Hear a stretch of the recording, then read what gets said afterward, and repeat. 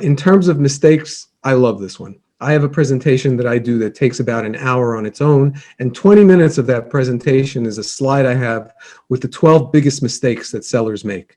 But for the purposes of this and keeping it short, but I will send out to anybody that asks for my 12 mistakes. I'm glad to share them with it. Number one, Lee mentioned it. It's not being prepared. If you're not prepared as a seller, you end up missing the opportunity. And being prepared means not understanding the process, not being prepared on the financial side, not having the right team, not being mentally prepared. So being prepared, without a doubt, is the key. My number two is unrealistic expectations. Well, my friend sold his business for yada, yada, yada. The market will pay what the market will pay.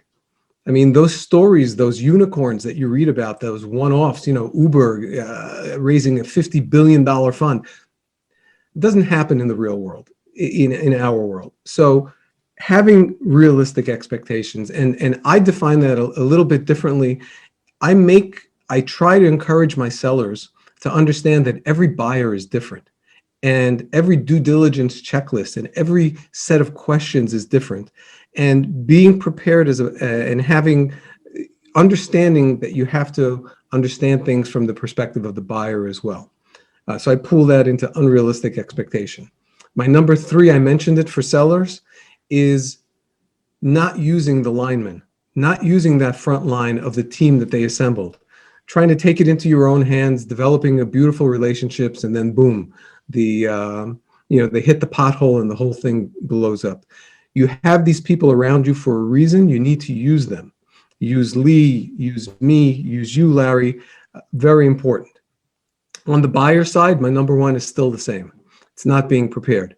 You need to understand your goals, understand what you're looking for and why, and understand what you can attain.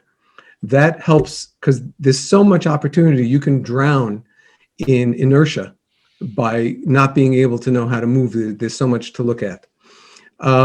Also, unrealistic expectations on the buyer side. If I'm looking to replace a $200,000 income, how in the world am I doing that with $50,000 investment? That if I only have that $50,000, then that takes time, and I have to build that business to get to a $200,000 income. So unrealistic expectations of what things really do sell for versus what they earn.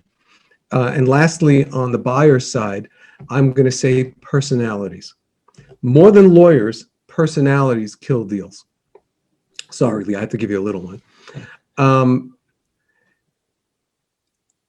If a buyer sees a good business, and ego plays such a big role in this, I could do much better with that business than that seller. But if it really is a good business and it's something that you want to acquire, my counsel is to check your ego at the door. Focus on the goal. The goal is acquiring that business. Do whatever you want when you're in.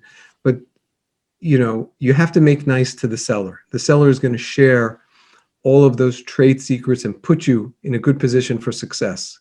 So those are my mistakes for sellers and buyers.